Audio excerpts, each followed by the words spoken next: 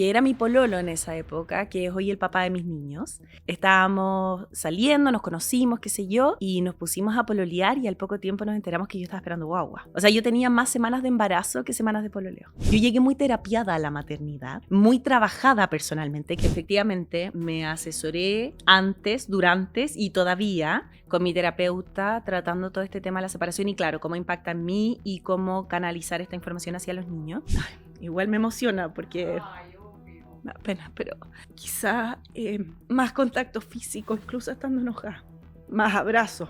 Nunca he sido muy culposa. Era más culposa antes de ser mamá. Deja que la guagua nazca primero. Nace la guagua, nace la mamá. Una vez que la guagua nace, una vez que tú empiezas a cambiar, pasado esos primeros meses, ahí recién empieza a pedir consejo. Catalina Scherer es abogada y madre de 3 hijos, creadora del proyecto Mamá Sin Caos. Su comunidad busca empoderar a las madres a través del autocuidado y la organización emocional y maternidad consciente. Tras dejar el derecho, se convirtió su experiencia como mamá en un emprendimiento digital con libros, talleres y redes sociales. Hoy es referente en maternidad real con más de 1 millón de seguidores en TikTok y en Instagram. Su mensaje es que si una mamá se cuida, es una madre que cuida mejor. Bienvenida, Cata, a Mamás in Progress. Gracias a ustedes, qué honor estar acá. Muchas gracias. Qué Gracias. rico que viniste. Sí. Cata, partamos primero para las personas que nos están viendo. Cuéntanos cuántos hijos tienes, de qué edades y sus nombres si es que los quieres dar. Ah, sí, ni un problema. Ya, para quienes no me conozcan, mi nombre es Catalina, bueno, soy creadora de contenido, tengo 3 niños de 7, 6 y 3 años. Y Maximiliano es el mayor, León el del medio y Emilia la menor, que le decimos Mili. Ella es la regalona de la casa. Cosita. Y nos gustaría saber si siempre quisiste ser mamá o en realidad no estuvo nunca dentro de tus planes. Porque típico que uno cuando es jovencita y tiene 30 años o antes es como no tengo ganas o voy a tener 10 hijos. Como, ¿cuáles eran tus planes? Sí, buena pregunta. No, la verdad es que yo no quería ser mamá. Uh-huh. Yo quería viajar por el mundo. Me encanta. Quería trabajar en algo bien corporativo. Me imaginaba siempre como con el traje de 2 piezas. Tenía ese concepto como de feminismo, como sinónimo de tener un alto cargo empresarial. Me encantaba la idea de estar siempre ocupada. Me encantaba correr. Siempre estaba corriendo todo el tiempo. Y siempre pensé que, no sé si me iba a casar, pero sí que quería estar en pareja. Siempre me vi como que yo podía ser una muy buena partner en la vida de alguien y que tenía esa idea como romántica de que ambos fuésemos socios en la vida, ¿cachai? Que fuésemos esas parejas como que no importa lo que esté pasando, podemos con todo juntos, ¿cachai? Yo lo apaño a él me apaña a mí, un poco como quizás el matrimonio de mis papás. Eso era como mi referente. Bueno. ¿Y cuándo te decidiste a tener hijos? ¿Qué pasó? ¿Por qué tomaste la decisión? Y cuéntanos un poquito cómo fue el proceso. ¿Fue rápido, lento? No sé, ¿tuviste que hacer algún tratamiento? Ah, ya. No, lo que pasa es que era mi pololo en esa época, que es hoy el papá de mis niños. Estábamos saliendo, nos conocimos, qué sé yo, y nos pusimos a pololear y al poco tiempo nos enteramos que yo estaba esperando guagua. O sea, yo tenía más semanas de embarazo que semanas de pololeo. No. A ese nivel. Y en verdad no nos conocíamos, o sea, como la típica, el nivel de profundidad con el que puedes conocer a alguien al principio cuando sales de vez en cuando. Y me acuerdo que él organizó un viaje para que nos conociéramos, porque en el fondo venía esta guagua en camino y habíamos decidido que la íbamos a tener, habíamos decidido que la queríamos criar juntos, entonces necesitábamos cachar quién era esta otra persona. ¿Qué edad tenía en ese entonces? Debo haber tenido unos 27 años y ya pues hicimos este viaje juntos, hicimos un road trip por la costa de California. Era un viaje así como bien elaborado. Él trabajaba en retail, tenía un montón de millas y días acumulados, así que canjeó los pasajes y partimos. Y en el viaje, claro, nos conocimos, empezamos a entender un poco mejor cómo era el otro, empecé a hablar de cosas que, claro, que antes yo había descartado por completo. Y al poco tiempo ya habíamos vuelto a Chile y todo, la Antonia de haber tenido como unas 15 semanas cuando fuimos a una ecografía y había muerto. La habíamos perdido unos días antes. y fue como un balde de agua fría, ¿cachai? Ver a tu guaguita sin latidos en el fondo de tu útero, ¿cachai? Como depositar al fondo, como una pecera. Me acuerdo la impresión. ¿Cuánto, perdón, dijiste que tenías 15 ahí? semanas, 15, 16 semanas por ahí. Y verla, pero ella había dejado de crecer unos días antes, ¿ya? Entonces por eso 15 semanas es como lo que nos dijeron que tenía la Antonia. Y fue muy impactante, además que era grande, entonces me tuve que hacerle grado, fue como esas pérdidas con show, que te tenés que internar, que te la tienen que sacar y todo el cuento. Y son este tipo de experiencias en la vida que yo siento que o te unen o te separan. Ah, sí, pareja. 100%. Y a nosotros nos unió muchísimo. Y por primera vez me di cuenta que quizás yo sí quería tener hijos, pero quería tener hijos con él. ¿Cachai? Como que yo sentía que yo podía eventualmente ser una mamá y tener hijos en la medida que tuviese a Tomás al lado mío y juntos podíamos armar una familia. Y ahí nos presentamos esa idea. Después nos fuimos a vivir juntos, después de eso nos comprometimos, después de eso nos casamos y nos casamos para tener hijos, porque ya estábamos viviendo juntos. Pero al haber tenido esta pérdida, ¿tú sufriste depresión, parece, con esta pérdida? ¿O en realidad...? Sí, esta pérdida fue, yo creo, como una de las muchas gotitas que fueron rebalsando un vaso que yo venía acumulando de mucha postergación, de falta de autocuidado, de mucha negligencia conmigo misma. Y claro, esta pérdida fue una de esas gotitas, por así decirlo, que me pilló muy mal parada porque, insisto, yo era la que le gustaba correr, la que le gustaba tener la agenda siempre llena, siempre cumpliéndola al resto. Mi valor personal dependía de mi capacidad de la evaluación que otros hicieran de mí, de mi capacidad generadora de ingresos. O sea, tenía una visión súper tóxica, en verdad, de la vida. Y muy castigadora conmigo misma, muy autoexigente. Entonces, claro, tampoco era quizás la persona más ideal para tener niños. ¿Cachai? ¿Qué ejemplo les iba a dar o qué enseñanza les iba a pasar? ¿Pero así te sentías tú? Así me sentía yo. Ah, ya. Y la Antonia yo creo que me hizo como bajar los niveles y la terapia me ayudó a conocerme, pero también a mejorarme para poder ser una mejor versión, una más sana, con miras a eventualmente tener hijos. Entonces yo llegué muy terapiada a la maternidad, muy trabajada personalmente. Quizás no tomé talleres de lactancia o de porteo, no tenía idea de lo que era el apego, no conocía los conceptos, no sé, nunca había escuchado hablar de Montessori, pero sí era muy consciente de que al final del día lo que yo pudiese darle a los niños era la medida que yo ya lo tuviese dentro mío. Entonces, la capacidad de poner límites, de autocuidarme, por ejemplo, de tomarme las cosas con más calma o tener una sana relación con el error, puras cosas que yo antes no tenía. Las desarrollé en mí lo suficientemente bien para poder entregárselo en la crianza a mis hijos. Entonces, empezar a formar esta familia con Tomás, tampoco teníamos un número en mente de niños, nada de eso, pero dijimos ya, tengamos tantos niños como, 1, queramos, 2, podamos mantener, y 3, que ninguno de los niños anteriores requiera de alguna asistencia o ayuda especial, porque en ese caso nos vamos a enfocar más en ese niño. Así que nació el primero, sano, como lechuga, me di cuenta que el embarazo no me gusta. Ahí quiero rescatarte algo que yo realmente creo que ese consejo lo deberían seguir las mujeres, esos 3 pasos que tú dijiste. Ah, sí. Es que literalmente es muy importante, porque uno a veces dice, no, yo voy a traer el segundo hijo al mundo, el segundo hijo porque quiero que le haga compañía al primero, pero no está tomando conciencia sobre realmente lo que se viene. Sí, total. Entonces, en realidad, ese planteamiento que tú haces, yo lo encuentro fundamental como para que las mujeres lo plantearan con sus parejas como algo realmente tácito y real a la hora de tener hijos. Lo encuentro realmente un gran ejemplo para nos para ayudó a crecer, yo creo, con responsabilidad, o sea, como y nos ayudó también, bueno, los 2 primeros, que fueron muy buscados y planeados y todo, los queríamos juntitos, tienen 1 año 3 de diferencia, siempre me preguntan, ¿era planeado que fuesen así ese? Y yo sí, era planeado, porque el embarazo no me gustó, me di cuenta que no me gustó y tenía ganas de volver a ampliarme, esa es la verdad. Yo ya estaba ejerciendo como abogada independiente, tenía ganas de volver a ampliarme, no en el mundo del derecho, pero en algo. Y entre antes en el fondo cerrara la fábrica, mejor. Y para nosotros 2 era un número ideal, 2 ojos, 2 manos, 2 sueldos, 2 niños, sonaba ideal. Y nace León y claro, al poco tiempo estallido social y después pandemia, mis planes se fueron un poco por la ventana y después llega esta sorpresa de la Emilia, que no estaba planeada y de hecho, o sea, con decirte que nosotros ya nos habíamos deshecho todas las cosas de guagua y mi marido ya tenía agenda la vasectomía. Y en eso veo el positivo Yo siempre cuento esto un poco como para alivianar a la gente que se siente culpable, porque dice, pucha, con el primero hice tantas cosas y a medida que avanzaron el número de niños como que me fui relajando y me siento culpable. Mira, con el primero estábamos los dos haciéndonos el test. Con el segundo lo esperé a que él volviera para contarle que estaba esperando guagua y él me llevó al doctor. Con la tercera le mandó un WhatsApp con la foto del test. Yo sentada en el baño sola y él en una reunión. No. Y me contesta y me pone felicitaciones. O sea, eso fue, ¿cachai? Es normal que uno se empiece a relajar, ¿cachai? Y es típico que con el primero te va a acompañar a todas las ecografías y va a hacer todas las cosas juntas y van a comprar las cosas. Y con el tercero casi que era como... Usé tu tarjeta para comprar esta cuestión por Mercado Libre, gracias. O sea, como adiós, relajo.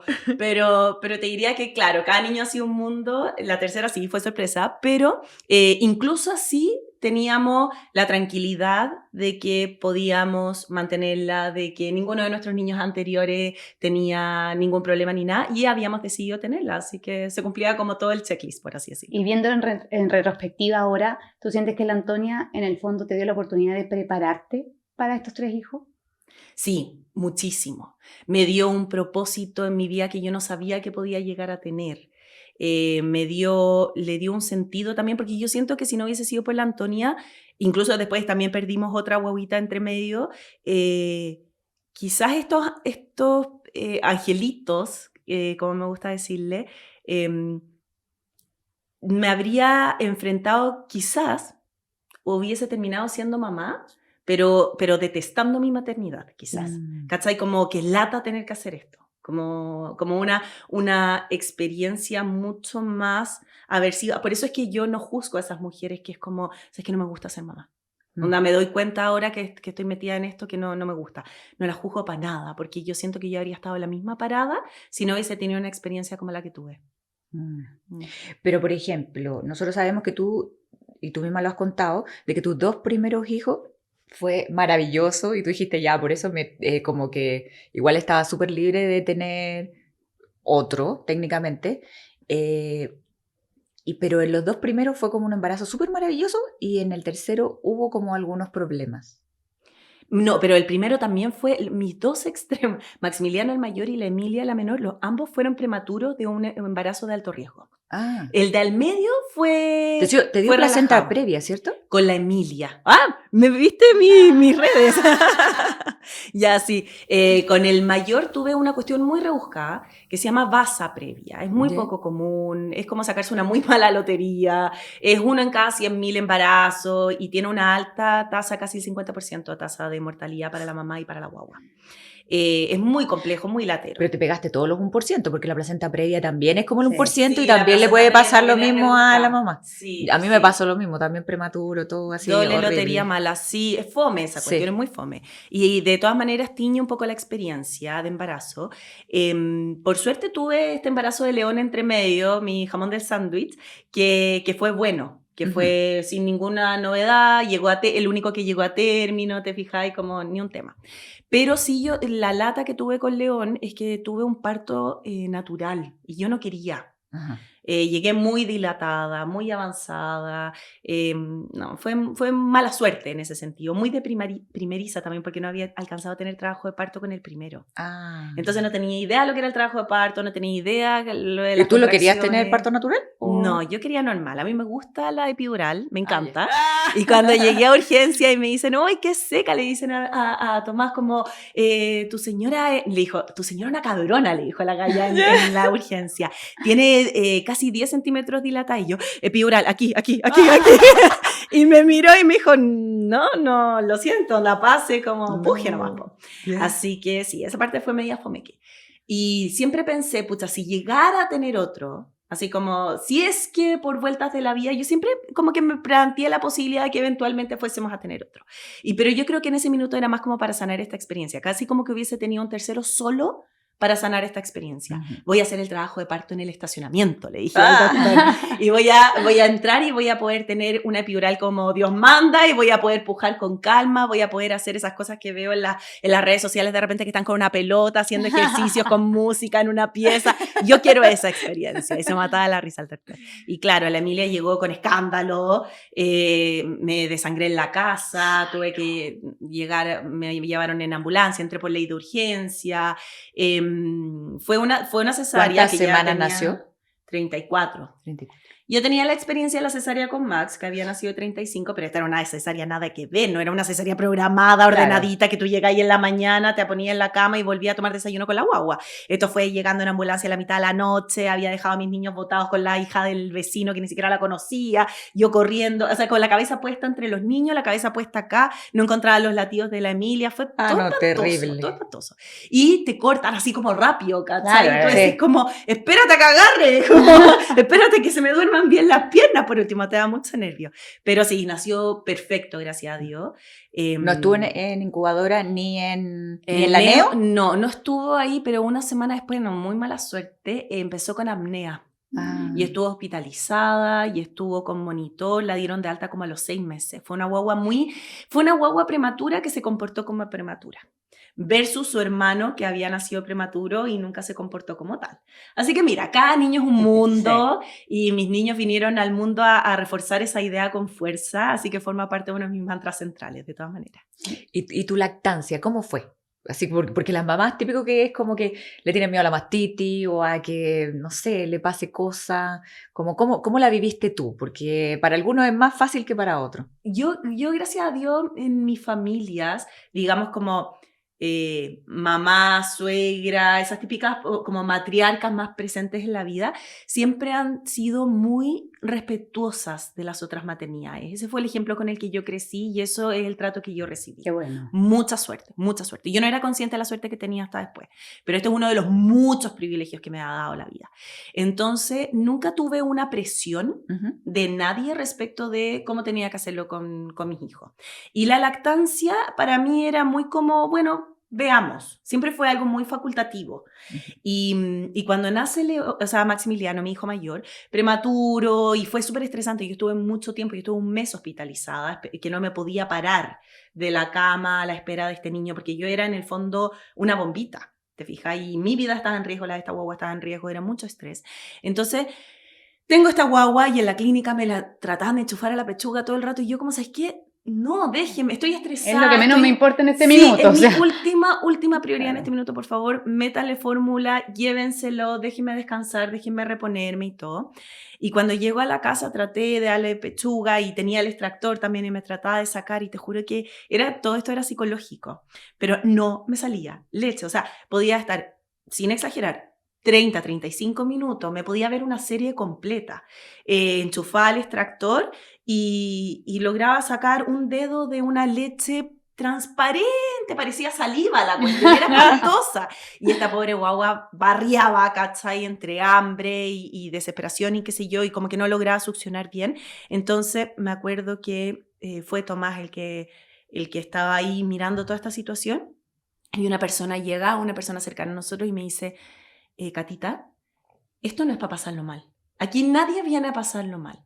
Y mira a Tomás y le dice, anda a comprar al tiro un tarro de leche, le pasó la marca, qué sé yo, las instrucciones, y fue a la farmacia a comprarme el tarro y volvió, y esta guagua empezó a tomar leche, y empezó a subir de peso, y empezó a dormir, y yo me relajé. Sí. Entonces al primero nunca le di.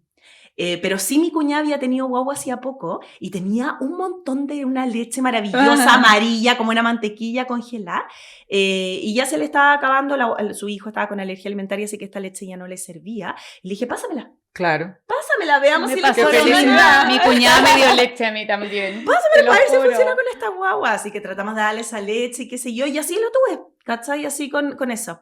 Y con el segundo yo dije, no me voy a cerrar la posibilidad, no le voy a agarrar una fobia, una experiencia que técnicamente no he vivido. Y a León sí le di leche, como hasta los 4 meses.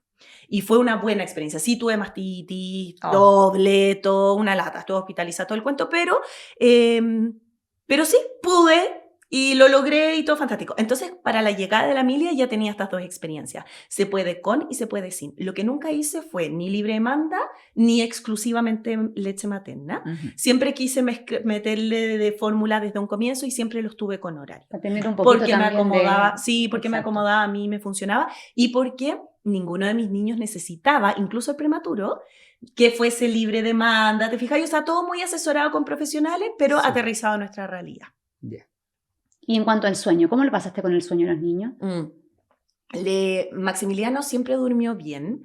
en horario y todo. Típico que el primero viene como perfectirijillo de fábrica. Y el segundo es cuando tú te pegas el chancacazo y decís, ¿cresta en qué estaba pensando? León siempre durmió mal. El problema con Maximiliano es que él tenía reflujo y como temas gástricos muy propios de los prematuros.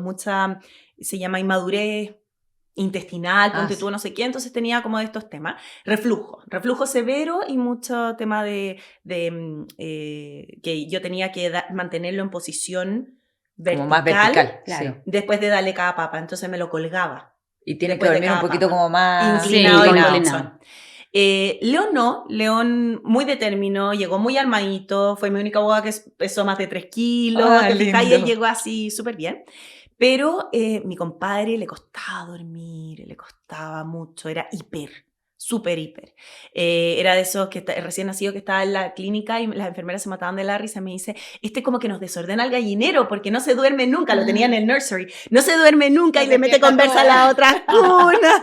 Y yo decía, uy, en las que me metí, aquí voy a pagar todos mis pecados.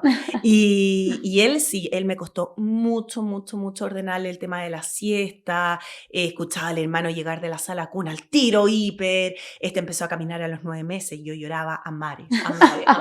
Él empujaba el carrito por el pasillo del departamento y yo lloraba a mares llamando por teléfono a mi mamá y le decía, está caminando mamá, ¿qué voy a hacer? Pero sí, el sueño fue tema. Y con la Emilia el sueño fue un tema que si bien era fácil ordenarla porque era prematura y tranquilita, y aprendí que las niñitas comen menos que los hombres, vienen más ordenaditas como de fábrica, algunas, obvio, pero la Emilia cumplía justo con el estereotipo. El tema del monitoreo era una lata con los pi, y las cuestiones eléctricas y el clip en el pañal después, y había que estar todo el rato revisándola, y tuvo un tiempo la placa también debajo del colchón, se te olvida apagar la placa, agarra y la guagua, suena la alarma, y tenía que llevarle las lecturas también al centro donde monitoreaban, iban viendo su monitoreo, y eso lo iba viendo el neurólogo, era todo un tema. Entonces la experiencia de sueño, yo te diría que yo tengo un poco como bloqueado algunos meses iniciales de la Emilia, porque yo creo que era como un efecto como de supervivencia, así como ya pasamos rápido esta etapa. Había que ejecutar. Además que estaba con la Emilia recién nacida, ultra monitoreada con todos estos temas, y los otros 2 hermanos en cuarentenados en la casa. Además. Entonces estaba con los 3 metidos adentro de la casa, y la que yo había tenido en Ana hasta ese momento, pucha, tuvo un montón de problemas personales, entonces renunció 2 semanas antes de que la Emilia naciera. Ay, no. Entonces me pilló sola en la casa, ¿cachai? Con los 3 encerrados, y medio fome que esa parte. Así que yo tengo como un periodo ahí medio borrado, pero full recurso mental como de cuidado, yo creo. Mi cerebro dijo como, ya amiga, ¿sabes qué? Bajemos aquí la cortina, no seáis tan consciente de este día a día para que podamos un poco cómo funcionar. Oye, ¿ya completamente cerrada la fábrica? Sí, totalmente. Tomás después ya se había operado para cuando la Emilia nació y bueno, recientemente me separé, pero yo no tengo ninguna intención en tener más niños, ya estoy lista, ya cumplí. Está listo. Check. Y ahora queríamos preguntarte cómo fue tu crianza, la que te dio tus papás. Yo soy la mayor de 5 hermanos, así que hay un dicho que dice que las hijas mayores no tenemos una infancia, tenemos más bien como una especie de pasantía o práctica para ser futuras mamás y dueñas de casa, sí. Yo siempre fui muy el estereotipo de la hija mayor, perfectirijilla, que siempre está buscando complacer a los papás, ¿cachai? Como estar a la altura quizás de las expectativas. Mis papás son muy jóvenes, mi mamá me tuvo a los 20 años. Mi papá tenía 25, 24 cuando yo nací. Entonces era una familia muy joven. Mis abuelas tenían 44 y 43 años cuando yo nací. Y mis bisabuelas, que no sé, tuve bisabuelos durante muchos años, tenían 60 y tantos años cuando yo nací, imagínate. Sí. Una familia muy joven y muy vigente, muy unida, muy entretenida, muy entretenida. Entonces fui una infancia donde yo me relacionaba más con adultos que con niños. Siempre fui vieja chica en ese sentido. Quizás no tuve una relación de mucha hermandad con mis hermanos porque después de mí venían 3 hombres. Y ellos eran como un sindicato entre ellos, ¿cachai? Entonces yo crecí siempre hablando de los niños. Los niños, entonces le decía, mamá, ¿y los niños dónde están? Y los niños van a venir. Y cuando mis papás viajaban, ellos viajaban mucho, yo quedaba un poco a cargo de los niños. Yo quedaba un poco a cargo de la casa. Yo dirigía la casa. ¿Y tuviste como quizás una crianza con gritos o...? Muy tradicional, sí, el mechoneo, la cachetada, el castigo. Lo único que me faltó fue la ducha de agua fría, Disciplina. pero muy típica de la Mucha época. disciplina. Sí, mucha Sí. disciplina. Y en cuanto a los roles de tus papás, Mi mamá era la dueña de casa que llevaba el buque.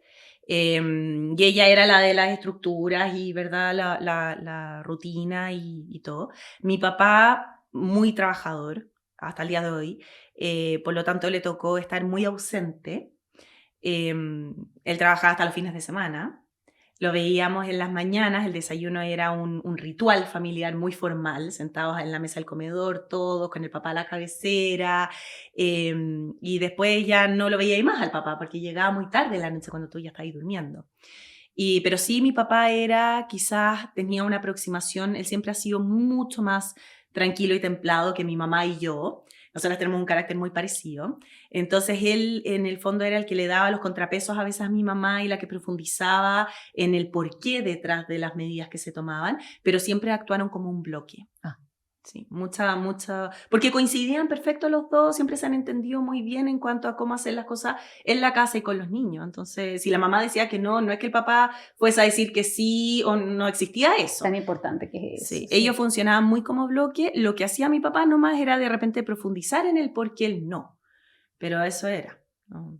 Y de esa crianza, ¿qué has tomado tú con tus hijos y qué no has querido tomar mucho?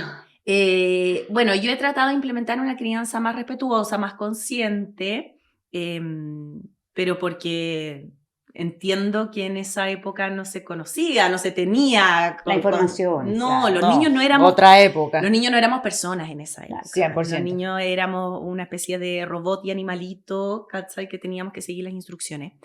Entonces sí, yo he tratado de incorporar una crianza mucho más respetuosa con mis niños, mucho más consciente de que son personas, de que tienen una voz, de que la casa es de todos. No es mi casa, mis reglas, la casa es de todos, por lo tanto ellos se sienten mucho más involucrados, tanto en el quehacer doméstico como en la responsabilidad de todo lo que conlleva una casa. Sobre todo los hombres, los he hecho mucho más partícipes de los quehaceres domésticos. La Emilia como que nació para ser dueña de casa. Nació para ser mamá dueña de casa. En cambio los otros dos no les da lata. Entonces yo, mira, así funciona una lavadora, hay que cargar la lavavajilla, no dejé las cosas tiradas, los calzoncillos, la ropa sucia, ¿te fijáis?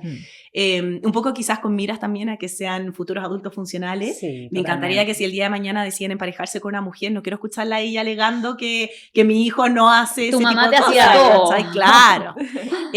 Pero lo que sí he recogido mucho de la crianza de mis papás es el tener una rutina.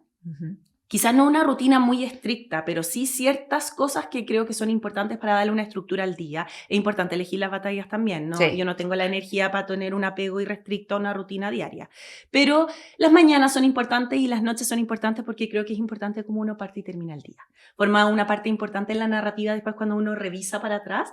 Cómo partió y cómo terminó a veces te puede ayudar mucho a dirigir o mejorar el tono. ¿Y ahí qué es lo que te ¿cachai? gusta hacer, por ejemplo? Las mañanas me gustan regaloneadas, me gustan relajadas, me gustan conversar, nos contamos qué soñaste, ¿cachai? ¿Cómo se viene tu día? Le pregunto de repente a la cabra de 3 años, ¿cachai? Y me van contando y yo les voy contando mi día, saber en qué está el otro un poco. Y la terminada del día también ven regaloneada con cada uno, ir a su cama, darle besitos, cariñito a la espalda. Yo no leo porque me da lata leer en la noche, leemos durante el día, leemos. Pero en la noche yo ya quiero cerrar el local. Pero estoy dispuesta a ir a hacer cariñitos en las espaldas y aprovecho de darle las gracias por elegirme como mamá. Porque estoy muy orgullosa de ello. Repasamos algo así como por lo que estemos agradecidos, ¿cachai? Sobre todo yo tengo esa cosa así muy de mis papás, también esto lo he inculcado mucho. El ser muy conscientes y agradecidos de los privilegios que tenemos. Bueno. Y ser muy generosos también con lo que tenemos. Entonces, inculco mucho la empatía. Eso mis papás lo inculcaron mucho en nosotros, la conciencia social y la empatía, entonces lo inculco mucho en mis niños. El ser consciente de que quizás hay un compañero que no lo esté pasando tan bien, te tinca si lo invitamos a la casa. Ay, qué lindo. ¿Cachai? Y hacemos como una tarde de juego entretenida. Como estar como siempre haciéndose eso.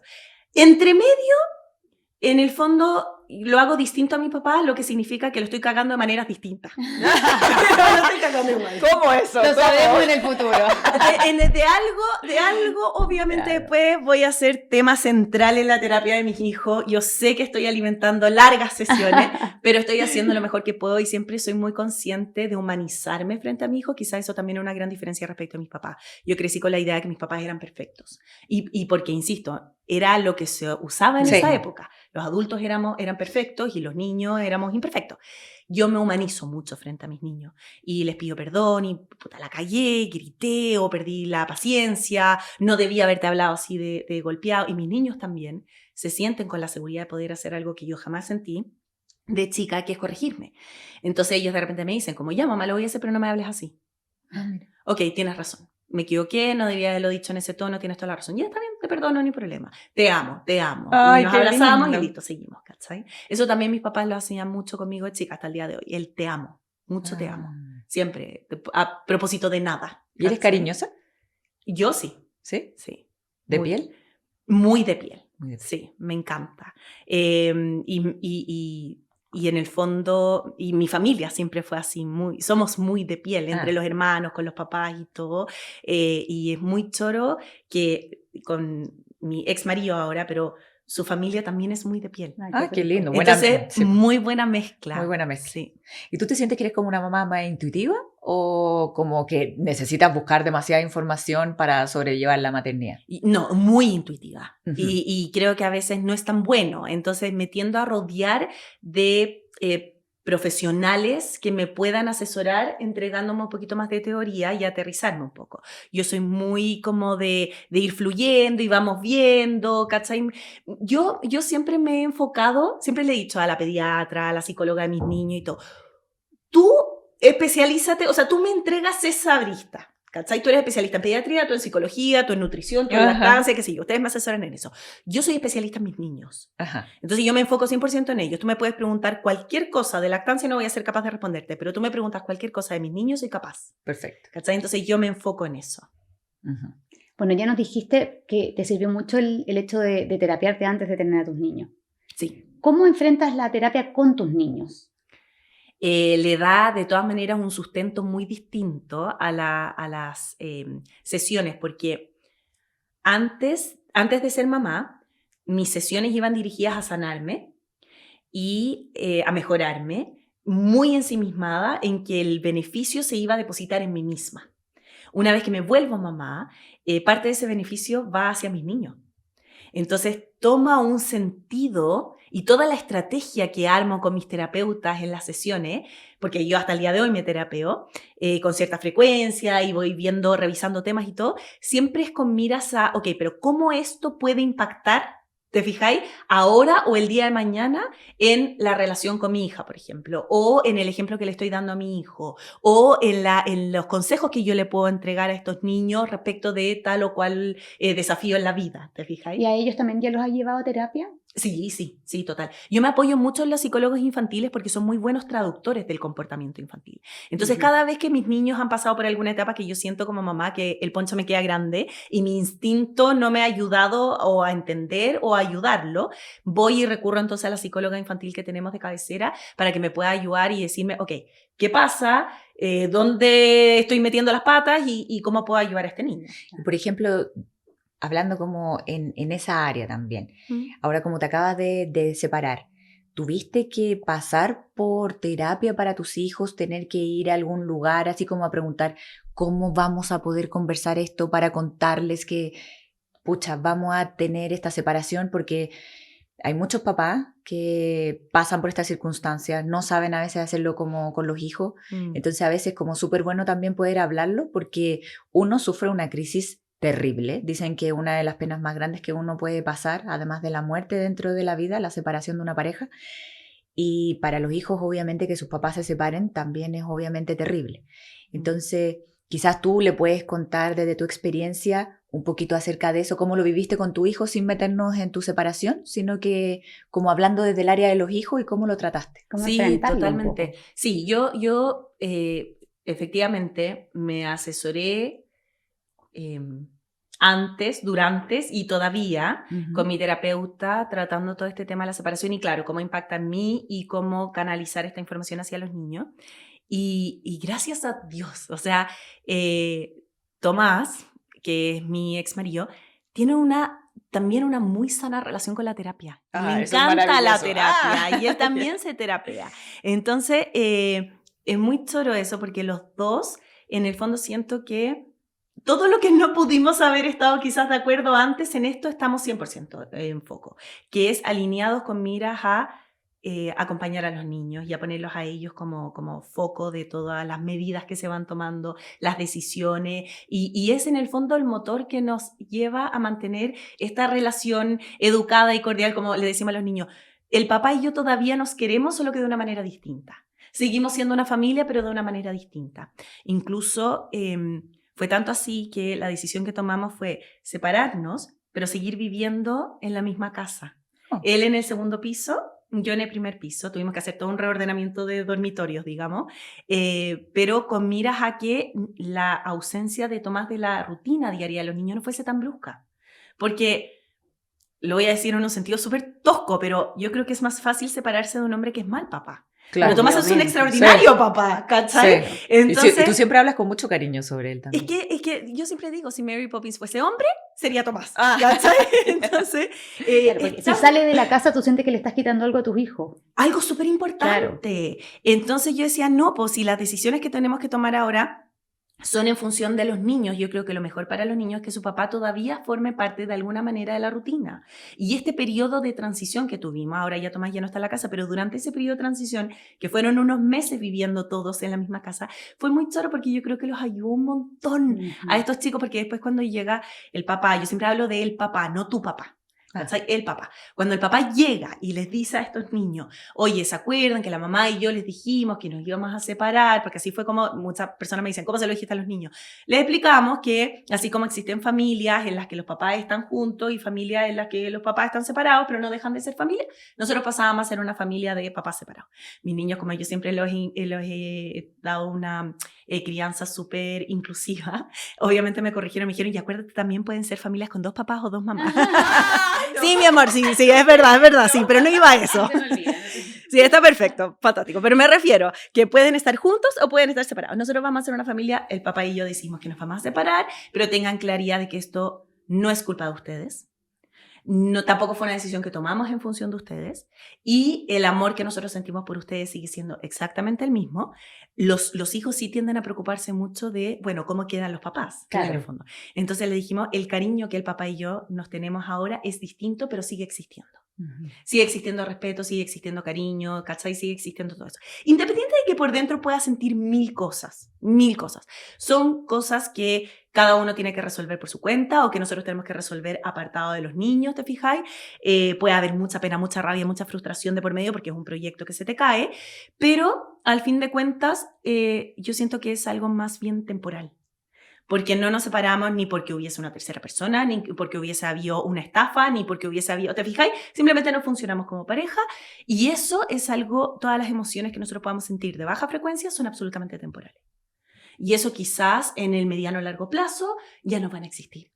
¿Cachai? Se van a ver superados. Entonces prefiero darle a los niños un mensaje más esperanzador con miras a lo que yo también me gustaría con Tomás tener más adelante, que es ese tipo de cariño, ¿cachai? En el fondo, que ¿sabes qué? Pasemos, te invento, oye, podemos estar un fin de semana juntos todos en la playa, ¿cachai? Podemos pasar las navidades juntos, podemos, los cumpleaños de todas maneras, o sea, esa cuestión no hay duda al respecto, ¿te fijáis? Pero en este minuto sí nos tenemos mucha cordialidad y respeto, ¿cachai? Y Tomás va a buscar a los niños a la mañana para llevárselos al colegio. Y ahí él tiene como mucha libertad. Ustedes no es como que lo hicieron ya, ven como cada 15 días, sino que en realidad 100% política de puertas abiertas en la casa, él puede venir cuando quiera, los niños lo pueden llamar, le mandan mensaje, quiero que venga el papá, gordo, podéis venir, porfa, la Mili quiere que le venga a contar un cuento, voy para allá, llega, le cuenta el cuento, está con él, o sea, ¿cachai? Como muy súper así. Puertas abiertas. Sí, entonces, puertas abiertas. En realidad tus hijos lo han recibido de buena manera, al final la separación no ha sido nada como que demasiado estresante o que le haya causado un shock, claro. No, y yo siempre le he dicho a los niños, chicos, si ustedes un fin de semana quieren estar con el papá o un día prefieren que el papá los lleve, no sé, te invento, al cumpleaños del compañerito y no la mamá, siéntanse con toda la libertad de decirlo. Yo no me voy a sentir mal, el papá no se va a sentir mal, no nos sentimos como que ustedes nos amen menos. Está perfecto si prefieres que uno u otro esté presente. No, por favor, no te hagas problema. Ya. Y ahí hago el énfasis, el papá y yo nos queremos. Hay buena onda entre nosotros, relájense, ¿cachai? Y eso también los ayuda mucho a llevar esto como, ¿cachai? Como más relajado, más fluido. Y así como tú nos contabas que tu sueño años atrás era como tener esta especie como de teamwork, ¿cierto? Como ambos exitosos y como en todas y todo. Los niños a veces ayudan como a afianzar ese teamwork, porque en el fondo te hacen como la máquina tiene que seguir todos los días, tiene que funcionar y nosotros funcionamos perfecto y todo. ¿Tú sientes que a veces ese mismo como unión del teamwork hace a veces que uno que se empiece como a desconectar como pareja? Sí, sí, mucho. Lo que pasa es que hay distintas familias, por así decirlo. Hay quienes están enfocados en la pareja, hay quienes están enfocados en los niños y hay quienes están enfocados en la familia en su totalidad, como un grupo. Y yo creo que esos enfoques también van variando, porque indudablemente cuando los niños son más chiquititos, el foco va a tener que estar puesto en ellos, ¿verdad?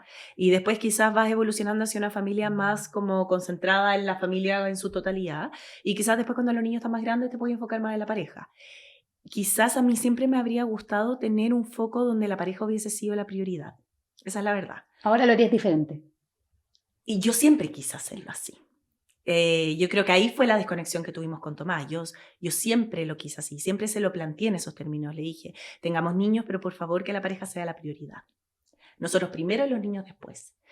Porque yo sentía que, y quizás en algunos grados también lo sostengo, y lo he conversado harto con mi terapeuta, los niños, si bien son un regalo, todo lo que tú queráis, son un desafío. Y te pueden minar la relación de pareja. ¿Ah? Yo he visto más casos de niños que terminan separando un poco a la pareja más que uniéndola, porque al final está cada uno metido como se generan esta distribución de roles, donde nunca he visto una mujer bien parada saliendo de una distribución de roles. Claramente. Entonces es como el hombre proveedor, pero proveedor económico, y ella encargada de proveer todo lo demás, Claro. ¿cachai? Y ella tiene que proveer también en lo económico, porque nadie puede vivir hoy en día con un sueldo, más la crianza, más el cuidado, más la contención, más la dirección, más la rutina, más la higiene, más la salud, ¿te fijáis? Y en el fondo la idea de que un matrimonio exitoso a la medida que cada uno cumpla con su rol, me parece que no es real. Yo creo que hay que ser equipo, como decís tú, hay que hacer este teamwork. Y eso significa que de repente se difuminan los roles y que hay que mezclarse. Que hoy yo, mañana tú, a veces yo el 80% y a veces tú el 60%, ¿cachai?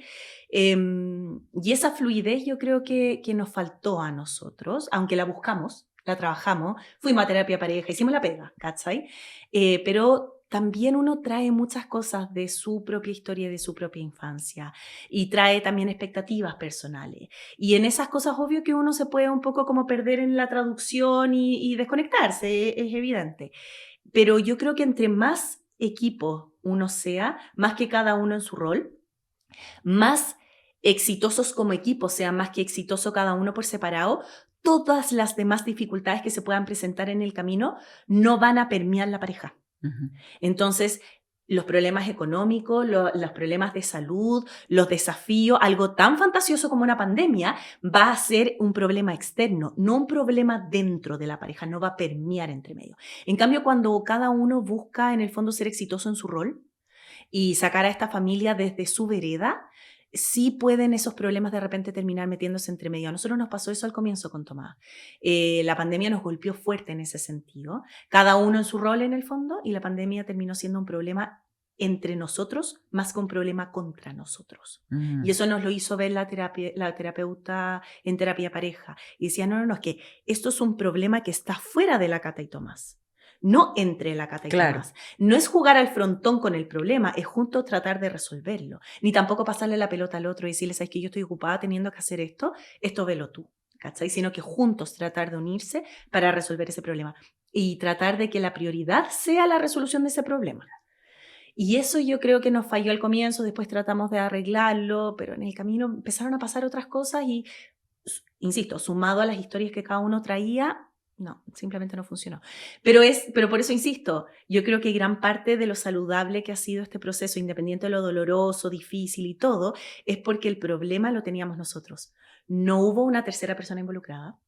No hubo un problema de, ponte tú, no sé, me estafó, me robó, qué sé yo, ¿cachai? No se destruyeron las confianzas, sino que simplemente se destruyó el proyecto en común. Eso fue nomás. Y qué importante que los hijos vayan viendo que en el proceso ustedes lo intentaron. Sí. Y de una manera saludable. Sí, y yo creo que eso va a formar una parte importante también en la narrativa cuando nuestros niños nos pregunten qué fue lo que pasó, ¿cachai? Y eso también fue una conversación importante porque también cuando se destruyen los proyectos como un matrimonio, dentro del dolor y la pena que cada uno acarrea, también hay responsabilidades propias y responsabilidades del otro. Y nosotros desde un comienzo dijimos, ¿cuánto de estas responsabilidades propias y ajenas les vamos a transparentar a los niños también? Cuando ellos nos pregunten, ¿cachai? Entonces yo, por ejemplo, siempre le dije, hoy en día nosotros hablamos de que los papás nos separamos, pero yo no tengo ningún problema en decirle a los niños que la decisión la tomé yo y que tú no querías. No tengo ningún problema, ni uno. Y si eso a ti te ayuda también como a sentirte más en paz, quizás con la narrativa que los niños lleven para adelante, yo no tengo ningún problema. Y él me dijo, no, yo creo que los dos tenemos responsabilidad en que no haya funcionado, independiente de que tú hayas tomado la decisión, así que sigamos hablando de que nos separamos. ¿Sabes? Entonces, ese tipo de conversaciones sí las hemos tenido con miras a que más adelante, porque se va a generar obviamente esa pregunta. Hoy los niños no me la han preguntado, pero más adelante obvio que me los van a preguntar. Pero frente a lo que tú me estás diciendo, en realidad quizás sus roces más fueron por lo cotidiano de tener hijos, en el sentido de que es como que uno empieza, pucha ya, es que yo tengo que ver esto, tú no estás viendo esto, como que uno se empieza a frustrar y no es porque no te ames, no, porque en realidad es como que es una pega de gigante. ti estoy súper enamorada, pero es como... Lo que no me gusta es que de verdad estoy recargada. Es como que tengo demasiadas cosas encima y me gustaría que participara como un poco más en algo. Como que en realidad uno al final quizás se desencanta de lo que uno espera, que quizás a veces... Bueno, igual tú me decías que tu marido es como súper Mary Poppins, entonces en realidad quizás por ahí no va, pero a veces a las mujeres les pasa que tiene esta cosa que no tiene que ver con la pareja, sino que con el compromiso que tiene como con el ser papá.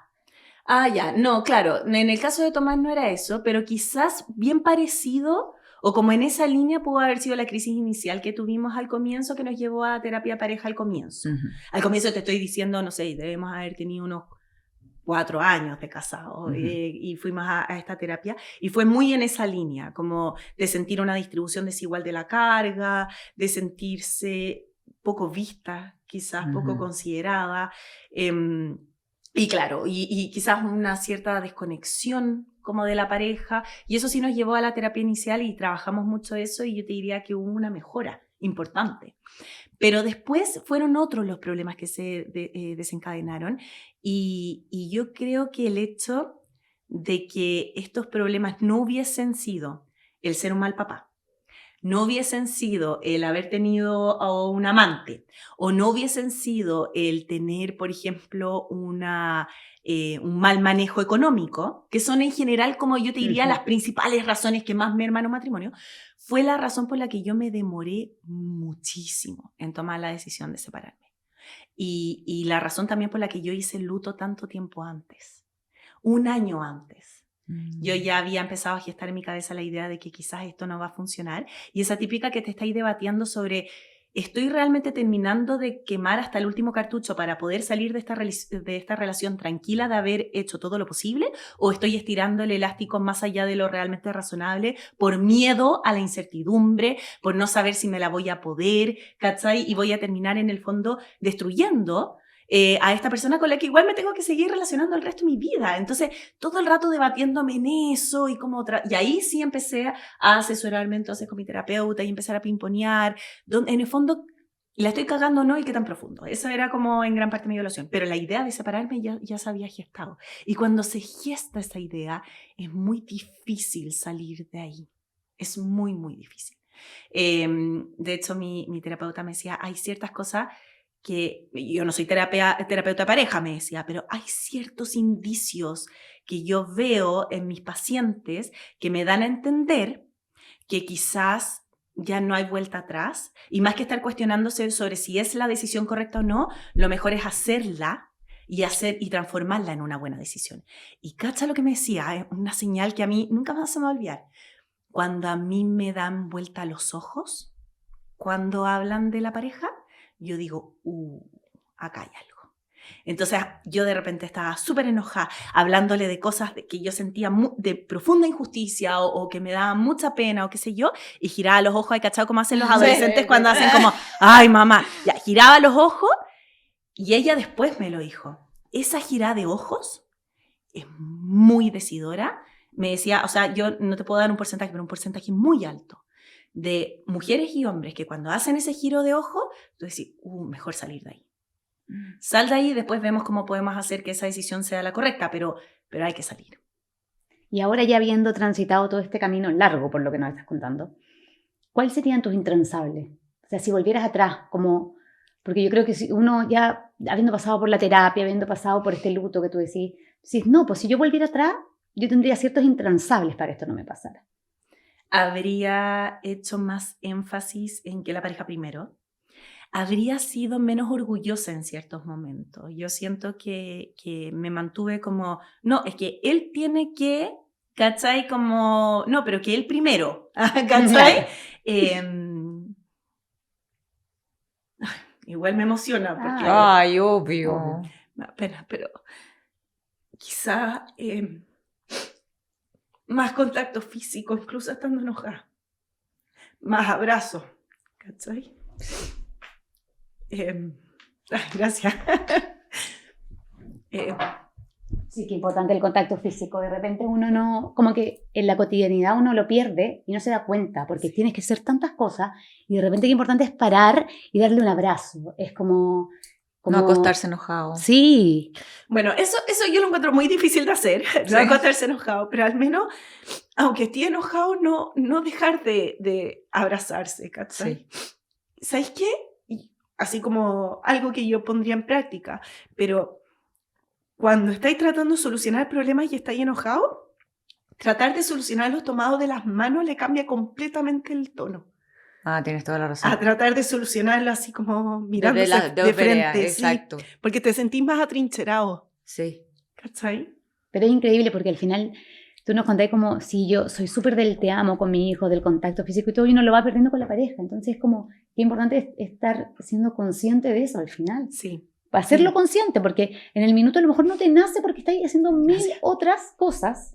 Y no es porque tú no estés enamorada de la otra persona, es porque, oye, hay que hacer funcionar la cosa. Sí. ¿Entendí? Sí, total. Pero es importante, muy importante tomar conciencia de eso.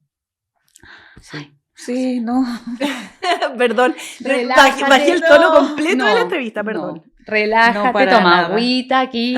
Sí. No, es parte de. Es la idea de abrir el corazón. Porque al final yo creo de que todos en cierta forma pasamos por situaciones parecidas o nos ayudan a crear nuestra historia. O alguien que está viviendo el proceso, a lo mejor, mira, a lo mejor algo súper chiquitito que dijiste le puede cambiar todo el futuro. Sí, total. A mí de repente me da susto compartir estas cuestiones porque, bueno, en mis redes sociales no hablo mucho del tema.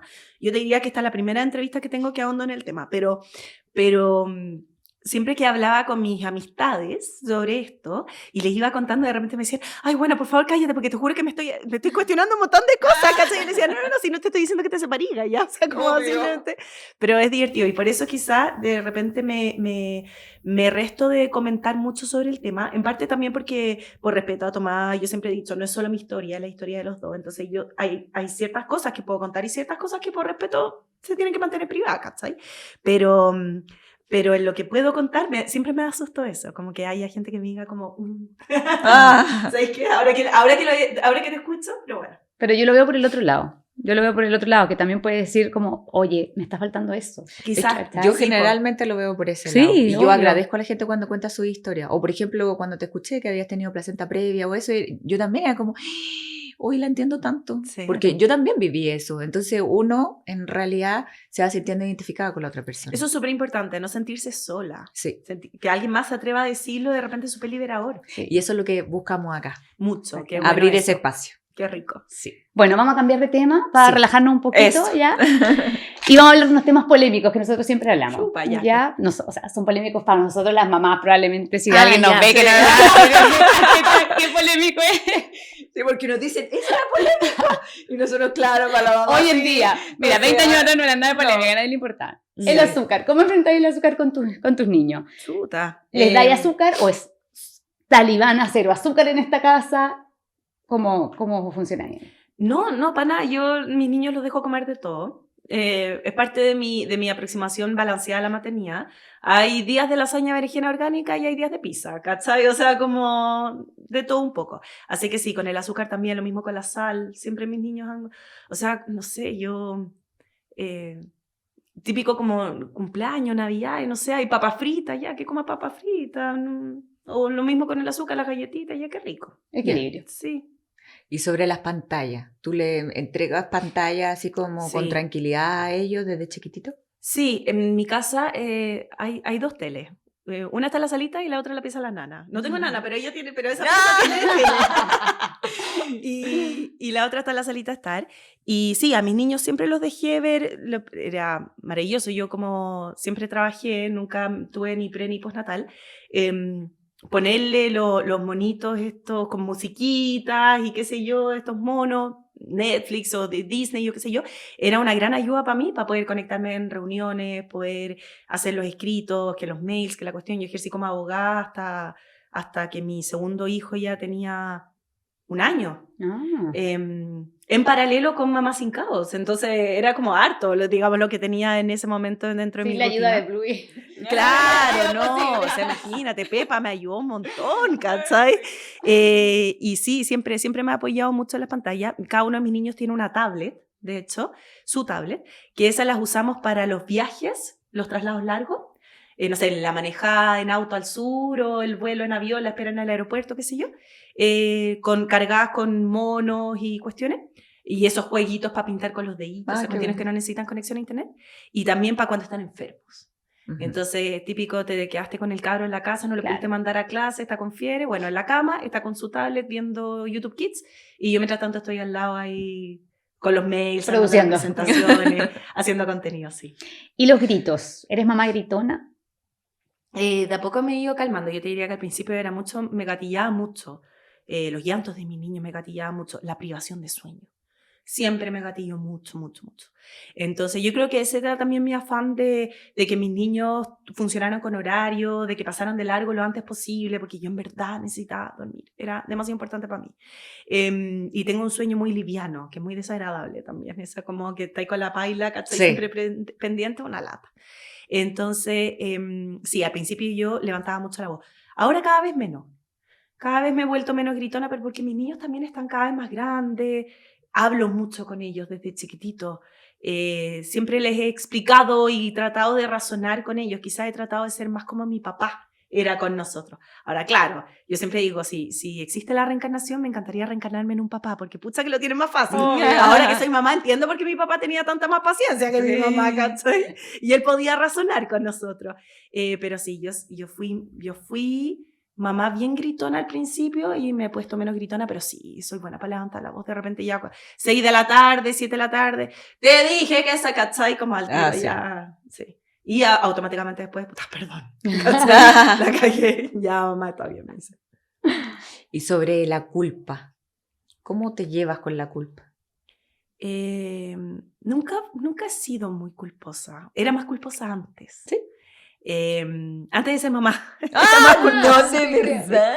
Sí, te lo juro, la Qué terapia me loco. ayudó mucho. Ya. Mi terapeuta me enseñó, me dijo, mira, la culpa no existe. La culpa es una emoción paraguas. Es como el cajón desastre. Es a donde tiráis fácilmente, ¿cachai? Cualquier cosa, porque es la única emoción de baja frecuencia que es como socialmente aceptada. De llegar y transparentar y decir, oye, ¿sabes qué? Siento vergüenza porque tuve a mi hijo enchufado a las pantallas, ¿cachai? Todo el día, no porque tuviese algo importante que hacer, pero porque estaba raja y ya no quería más guerra. No es socialmente aceptado, versus si yo digo me siento culpable, porque dejé a mi Claro. hijo ver monitos todo el día, es distinto. O, ¿sabes qué? Siento rabia, porque mi hijo no me hace caso y te juro que alguien por favor intervenga, porque si no a este cabrón lo voy a meter en una ducha fría. Suena distinto a me siento culpable porque me da rabia que mi cabro no me haga caso.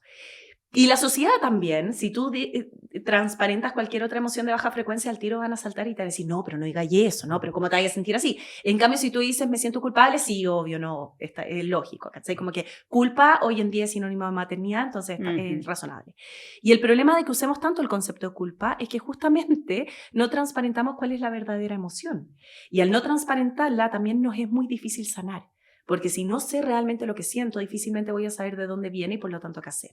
Entonces yo el concepto de culpa en general trato de no usarlo mucho conmigo misma y sí de decir, ya, Cata, ¿qué es lo que realmente sentimos en este momento? Siento rabia, siento envidia, siento, ¿cachai? ¿Por qué? ¿Por qué eso? Y de ahí trato entonces de solucionar el tema. Pero por lo mismo nunca... Como yo te decía, yo tengo uno de los muchos privilegios que tengo es haber llegado a una familia que son muy respetuosos de las maternidades ajenas. Entonces nunca mi mamá ni mi suegra me corrigieron, ni me invalidaron, ni me dijeron cómo tenía que hacer las cosas, y a su vez me dejaron ser súper libre, instintiva, ¿cachai? Entonces después, si yo metía las patas, tenía una muy sana relación con el error, porque era como parte de... Pero eso es súper importante también, como ser consciente de eso, porque muchas mujeres normalizan que todo el mundo se puede meter en lo que tú estás haciendo. Sí, y que también normalizan que el equivocarse es sinónimo de estar fallando como mamá, cuando en verdad equivocarse es un proceso muy importante en la vida porque de ahí es de donde vienen los aprendizajes. Lo que pasa es que hay errores y errores. Ojalá cagarla en cosas chicas que se puedan solucionar, ¿te fijas? Y en lo demás, ojalá asesorarse. Pero ante todo, atreverse a probar y atreverse a equivocarse, porque no solamente de ahí vas a aprender tú, van a aprender tus hijos, te vas a humanizar, tus hijos van a ser futuros adultos funcionales que a su vez también van a tener una sana relación con el error, que se van a atrever también a equivocarse en su proceso de crecimiento. O sea, es un círculo virtuoso y un ecosistema de aprendizaje tan grande que nace justamente, yo te diría, que del hecho de atreverse a sentir y no hablar de la culpa, sino que encontrar esa emoción, trabajarla y atreverse a sentirla. Importante. Oye, viajes. ¿Eres de las mamás que descansa con sus hijos en las vacaciones o llega a descansar cuando vuelve de las vacaciones? Ah, no, para mí las vacaciones son las instancias en las que yo descanso de todo lo que no me permita disfrutar mi maternidad. Yo mis vacaciones es cuando puedo ser el papá. Y puedo estar hecha en el suelo, jugando y desordenando el gallinero y ensuciando y dejando la tenda al aire y comiendo puras tonteras todo el día sin horario, sin apego a nada, ¿cachai? Entonces yo la verdad es que llego de las vacaciones un poco como a ordenar el gallinero, pero descansar vengo. Oye, pero yo aquí te tengo que hacer una pregunta porque nosotros viajamos mucho por trabajo con mi marido. Vivimos viajando literalmente. Pero tú te acabas de mandar un viaje a Disney con 3 niños. No, te pasaste. No.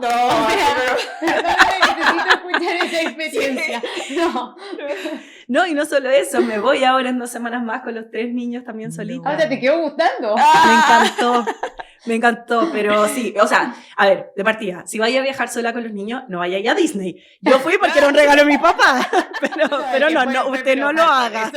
Usted no vaya a los parques, no, la versión que voy a tener ahora en 2 semanas más es una versión, voy a un all inclusive, me voy a mover, o sea, la reserva del hotel lo hice con el traslado al aeropuerto, un autito va, me busca, me quedo 7 noches en el hotel, no me voy a mover. No. De la piscina a la playa a la piscina, no pretendo hacer nada más, ¿cachai? Yeah. Los niños se alimentarán todo el día de helado, papa frita, no me importa, yo voy a estar así, guata primero y espalda después, voy a estar como, ¿cachai? Como un pescado en el sartén.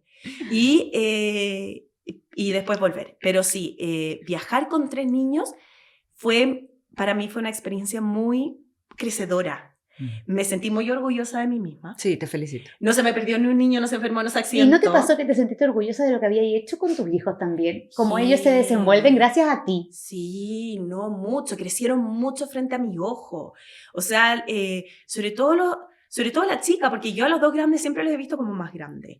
Pero a la chica la veía muy chica porque tiene casi 3 y 4 años de diferencia con sus hermanos, entonces es como entre comillas el concho, claro. ¿Cachai? Versus los otros 2 que parecen mellizos.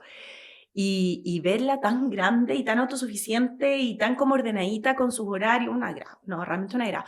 Y ahí sí, también es un reforzamiento de decir, pucha, qué rico que esto de repente me da un poco de pena tener que ser tan autoridad con mis niños. Ujú. A rato me gustaría ser más amiga, pero no puedo porque soy la mamá. Entonces ser esta cabrona pesada que no, que te dije, que de la mano, que párate, que no sé qué, pucha, que lata. Y siempre le digo a los niños, pucha, perdónenme niños que tenga que ser tan pesada, pero es mi rol. Es súper fome, pero es mi pega, ¿cachai? En este minuto. Más adelante yo voy a poder ser más coach y menos mamá, pero en este minuto me corresponde ser como la pesada que está todo el rato hinchándolos, pero les prometo que tiene un sentido. Y en el viaje se me devolvió toda la inversión. Niños que ordenaditos, disciplinados, que tú le decís quédate acá, se queda ahí, que podéis ir al restaurante, que podéis estar haciendo la fila, ¿cachai? Y el cabro está ahí como cumpliendo. Y decía, ¡oh, qué rico! Como, pucha, qué bueno. Entonces después yo le agradecía, le decía, niños, los felicito. Se portaron tan bien ahora, porque los trámites de los aeropuertos, eso es una lata. No, una lata. El check-in en los hoteles y todo, una lata, pues, ¿cachai? Entonces, niños, en verdad se los agradezco tanto que hayan hecho el esfuerzo de esperar ahí, que la fila, que no sé qué, los juegos, la larga distancia. En verdad se los agradezco tanto. No, de nada, mamá, pucha, y ellos también se sentían súper orgullosos. Han crecido tanto, les decía. Así que sí, en ese sentido como que se me volvió un poco la inversión de haber tenido que ser, y de todavía tener que ser esa como mamá pesada, ¿cachai? De la rutina y qué sé yo. Pero espero ahora que con este viaje no sea la excepción. No, después de Disney, oye, ya, Sí, no, todos ya, van a ser todo, relajados. cualquier cosa. Y lo último que te queríamos preguntar sobre así como temas polémicos. ¿Cómo vives la carga mental? ¿Cómo tú tratas con ella diariamente? Porque las mujeres vivimos sobrecargadas. Sí, yo, bueno, tuve que aprender también que la carga mental no es solo lo que hay que hacer, incluye lo que hay que recordar, organizar, Exacto. planificar, prever, bla, bla, bla. Entonces, ser muy clara respecto de eso, de qué es todo lo que involucra la carga mental, conmigo misma y con mi entorno, me ayudó mucho desde el comienzo de mi maternidad, pero yo siento que un factor importante que tenemos las mujeres no es solo el tener esta carga sobre nuestros hombros, sino que ser muy malas para pedir ayuda y delegar porque no queremos incomodar, porque no queremos molestar, porque nos enseñaron que como mujeres somos mucho más agradables en la sociedad si nuestra presencia es casi imperceptible. Entonces, romper con ese pensamiento limitante fue un trabajo muy importante que yo tuve que hacer antes de mi maternidad y reforzarlo también durante mi maternidad, porque me sentía a ratos como un peso. De nuevo tengo que poner en el chat familiar que si alguien puede venir a cuidarme a los niños. De nuevo tengo que pedirle a alguna mamá del colegio que me pueda traer al cabro a la casa. De nuevo tengo que decirle a mi marido que él tiene que hacer tal o cual cosa. ¿Te fijáis? Como otra vez tengo. Y choca muchas veces con esa idea de, pucha, es que yo soy la mamá y yo decidí tener estos niños y yo decidí tener este número de niños. Entonces quizá el estar pidiendo tanta ayuda estoy dejando en evidencia que no me la puedo. Que quizás me metí en un estilo de vida que no era para mí, que tuve más niños de los que realmente podía, ¿te fijáis? Y lo más difícil de acallar es la voz interna. Uy, sí. La autoexigencia es tu peor enemigo. Entonces romper con eso ha sido un trabajo esencial. Fue un trabajo esencial en mi terapia, gracias a Dios ya lo tengo súper incorporado y pido ayuda sin ningún problema. O sea, casi que, sorteo niño, ¿quién se lo quiere llevar a su casa? ¿Cachai? ¿Qué sé yo? Y darme cuenta que el delegar y el pedir ayuda no son debilidades, son habilidades. Porque al final del día lo más importante es que las cosas se hagan. No que yo tenga que hacerlas, ni que tampoco tengan que ser a mi manera. Cuando tú empiezas a romper con esas mentalidades, pucha, la carga mental por añadidura desaparece. Ahora, un buen consejo, va a sonar súper irónico que yo esté dando consejos de pareja, pero les prometo que esto funciona. Es la idea de actuar cada uno respecto de los quehaceres domésticos, no de los niños, pero de los quehaceres domésticos, funcionar como papá y mamá soltera. Funciona el descueve. O sea, mi relación con Tomás mejoró considerablemente cuando él empezó a actuar como papá soltero. Entonces él entraba a la cocina y si habían platos sucios los lavaba. Y abría el refrigerador y si faltaba comida, cocinaba. ¿Cachai? No la idea de eterno plan B, está la Cata, ella va a hacerlo. No, y yo voy a sacar el yogur que queda. En el fondo, ¿cachai? Que sean un poco intercambiables, porque si falta uno, es típico que el papá es como, ¿dónde están los pañales? ¿Dónde está el pijama? ¿Dónde? O sea, el papá tiene que tener el mismo conocimiento que la mamá respecto de lo que necesita su hijo. Y porque las mamás no necesitamos ayuda, necesitamos iniciativa. Claro. Claro. Entonces, si tú llegas ahí a la casa a las 7:30 y los cabros todavía están dando vuelta, báñalos y ponles pijama. Si ya te sabís la rutina de los niños, no Exacto. estés esperando a que tenga que ser la mamá de esos niños la que se mantenga el apego a la rutina. Porque si son las 7:30 y esos niños todavía no se han bañado, no han comido, no se han puesto pijama, créeme que es porque esa mamá está Saturada. absolutamente superada. Entonces lo que está necesitando en ese minuto es iniciativa. 100% iniciativa. Entonces, eso ayuda muchísimo. Y por el otro lado, la otra cara de la moneda, soltar también una. Y entender que ya, quizás tú no le habrías puesto ese pijama, no le habrías dado eso de comer, no habrías cocinado esa cuestión. Pero ¿sabes qué, vieja? Al final del día lo que importa es que los cabros estén bañados, con pijama y comidos. Da lo mismo cómo, da lo mismo que avancemos. Claro. ¿Cachai? Que las gestiones se hagan con el menor desgaste físico y emocional. Ese es el objetivo. Sí. Bueno, Cata, vamos a pasar a nuestra última sección, que es el ping-pong, que, podemos hacer, y además este podcast también lo podemos hacer gracias a nuestros auspiciadores, ericyavitz.com y cosmetic.cl, que nos acompañan desde el principio, así que les agradecemos mucho. Y vamos a empezar con el primer ping-pong. Una cosa que haces por ti y solo para ti desde que eres mamá. Skincare. Me encanta. Una técnica que ocupes para calmarte cuando te enojas con tus hijos. Respirar y de repente ponerles límites. Decirles, ahora la mamá está cansada o, ¿sabes qué? Estoy absolutamente superada, no puedo lidiar con esto en este minuto, dame un segundo. ¿Cachai? Espérame acá o yo me voy a ir a la pieza, como que me retraigo, respiro, proceso y después llego con... Esa cosa de la inmediatez es muchas veces donde yo me termino agarrando la propia cola. Una regla que siempre se debe cumplir en tu casa. Todos los niños en posición horizontal a las 8 de la noche. Todos acostados. El local se cierra. No me importa si es verano, afuera hay luz. Yo no dije que en la noche, dije a las 8 de la noche. Todos acostados, no me importa, salvo que sea Año Nuevo o Navidad. Claro. Pero siempre acostados a las 8. Sí. Buenísimo. ¿Y un consejo que le das a una amiga cuando sabes que va a ser mamá? Deja que la guagua nazca primero. Nace la guagua, nace la mamá. Una vez que la guagua nace, una vez que tú empiezas a cambiar, pasado esos primeros meses, ahí recién empieza a pedir consejo, empieza a leer, empieza a tomar talleres, empieza a tomar cursos. Empezar a tomar todas esas decisiones y pedir todos esos consejos y leerte todos esos libros antes de que la guagua nazca, va a hacer que tú llegues a la maternidad con una rigidez mental, donde vas a tratar de hacer calzar esta maternidad con el capítulo, con el taller, con lo que te dijeron, con la influencer, con el consejo, con no sé qué. Tener esa flexibilidad mental de decir, primero que nazca, primero veo, primero cambio, y después veo entonces qué consejos y cómo los adapto, y qué libros y cómo los adapto a mi realidad, va a ser todo mucho más fluido y feliz. Me encantó. Cata, para ir cerrando, ¿cómo crees que le demuestras amor a tus hijos? Ya nos dijiste que eras muy besucona, de mucho cariño. ¿Cuáles crees que son como las formas que más te acomodan para demostrarles cariño a tus hijos? Respeto mucho su opinión y les pido mucho feedback. Cada cierto tiempo tengo esas conversaciones con ellos y de repente les digo, niños, a ver, ¿qué me falta a mí para poder ser la mamá que ustedes necesitan ahora? ¿O qué cosas tengo que mejorar? ¿O qué cosas son para ustedes importantes que sienten que yo debiese saber?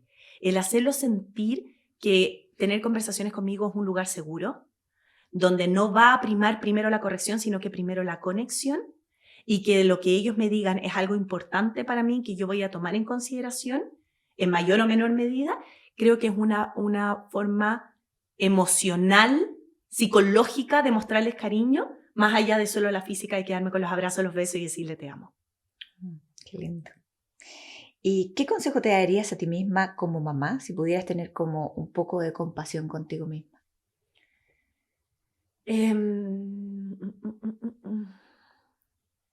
Yo creo que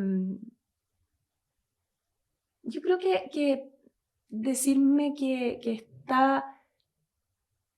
es normal a veces encontrar tu misión, por así decirlo, esa fascinación en la vida. Yo siempre he tenido ese conflicto de haber encontrado esta pasión por la creación de contenido siendo mamá y no haberlo encontrado antes. Yo envidio mucho a los creadores de contenido que no tienen hijos. No tienen ni idea de la cantidad de tiempo y energía que tienen. Y el haberlo encontrado mientras estoy ejerciendo como mamá me ha significado en algunos momentos una como pelea interna entre mi trabajo y mi crianza, o sea, y mi maternidad. Que también es un trabajo, pero no remunerado, digamos. Entonces quizás ser más compasiva conmigo es repetirme constantemente que es lógico que en este minuto no tenga todo ese tiempo y energía que me gustaría invertir en mis redes sociales, en sacar esos proyectos que tanto me gustaría, en poder quizás incluso perder oportunidades que generan enormes ingresos que son importantes, digamos, por llevar a mis hijos a las clases de fútbol o quedarme ahí en ese cumpleaños, ¿cachai? Y verlo a él saltar. O tener que llevarlo, o tener que simplemente estar, ¿cachai? Que de repente a mi niño me dicen, pucha mamá, me encantaría que te pagaran por jugar con nosotros. Imagínate cómo se me rompe el corazón cuando me dicen eso. Y me da una pena atroz, pero también me da rabia, y es como, pucha, es que tengo que hacerlo, ¿cachai? Si tengo que pagar el colegio, la luz, el arriendo, no sé, suma y sigue. Entonces de repente ser más compasiva conmigo y entender que, pucha, a veces se puede ser más mamá, a veces hay que ser más influencer, y está bien tener que hacer esos sacrificios. Y ahí, frente a lo que acabas de decir, si tú tuvieras la oportunidad, por ejemplo, que tu marido te dijera, no quiero que hagas nada, solo que te dediques a la maternidad, ¿tú la escogerías o realmente también te apasiona demasiado lo que haces? O planteémoslo de otra forma. Tú tienes la libertad. Yo corro con todos los gastos. Ah, sí. Tú decides. Yo habría sido feliz.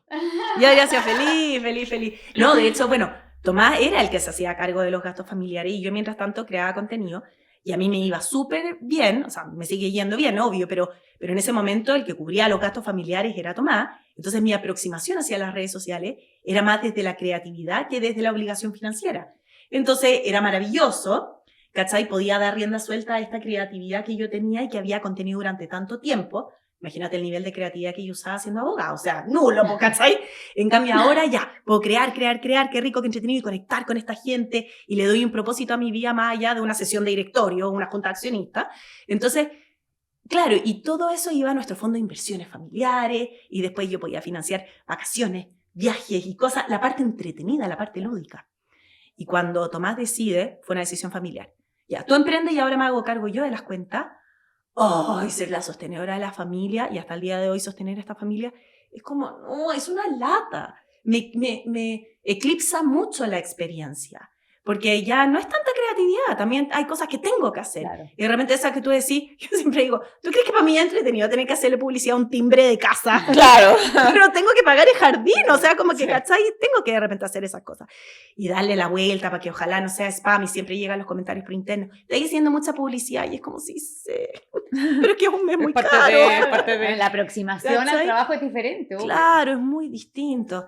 Entonces también envidio a esas personas que pueden crear contenido sin tener que estar cubriendo los gastos, los costos fijos, ¿cachai? Que pueden de repente, no sé, ir a esos desayunos, esos eventos, 3 horas metidos en el hotel no sé cuantito, en el desayuno de la marca no sé qué. Claro, Y digo, uy, pucha, yo feliz, pero mi costo de oportunidad es muy alto, claro. ¿cachai? No puedo. Entonces sí, si yo encontrara después un hombre que me diga, usted tranquila, gordita, yo me encargo, yo pago, usted filme, grabe, vaya a los desayunos, ¿cachai? Acepte el viaje con las influencers, vaya a hacer un retiro en el Amazonas. Sí, feliz. Había ahí la parte entretenida nomás, no el Ya. timbre. Oye, Kate, nuestra última pregunta. La que Ahora- más amamos. La que más amamos, sí. Ahora que eres mamá, ¿qué tienes para decirle a tu mamá? Se lo digo siempre, la entiendo tanto. Hay un dicho que dice que cuando uno es mamá, empieza a generarse una batalla interna, un duelo, entre que entiendes mejor a tu mamá en muchas cosas, pero también hay otras cosas que uno dice, es que no la voy a perdonar. Porque siendo mamá, ahora me doy cuenta, no puedo creer que ella haya hecho tal o cual cosa, ¿cachai? A mí me pasa ese duelo muchas veces con mi mamá. Decir, ¿sabes qué? Te entiendo. Hiciste lo mejor que pudiste con lo que tenía y yo también. La cagaste, yo también. Pero por otro lado, claro, hay ciertas cosas que yo digo, ni siendo mamá, menos siendo mamá, uno debiese permitir que tal o cual cosa, ¿cachai? Pero sí lo que me pasa es que mi mamá me reconquistó siendo abuela. Es una abuela extraordinaria. Y ella sí ha primado mucho más la conexión emocional que la corrección con mis niños. Entonces yo te diría que a mí me inspira mucho ella como es de abuela, decir, eso que hizo Eso lo voy a poner en práctica ahora siendo mamá. Y a lo mejor lo que faltó Qué cuando lindo. tú eras niña te lo está entregando ahora. A través de como tu abuela, hijo. claro. Claro, a través de mis hijos. Sí, totalmente. Qué lindo. Sí. Ay, Katia, de verdad, muchísimas gracias por haber venido. No Yo me hiciste sentí emocionar. Sí, me he sentido súper identificada, emocionada, estaba aquí, pero al máximo en esta entrevista. Así que gracias por haber abierto tu corazón, ayudar obviamente a otras mujeres a través de tu experiencia y haber contado tu historia. Muchas Sí, gracias. no, gracias a ustedes, un honor y gracias por el espacio y la confianza. Muchas gracias, Cata. Bueno, y a ustedes los dejamos invitadísimos a seguirnos en nuestras redes sociales, seguirnos en YouTube y en Spotify para que nos puedan escuchar y ver. Y, por supuesto, nos vemos en nuestro próximo episodio de Mamás in Progress. Chao, chao.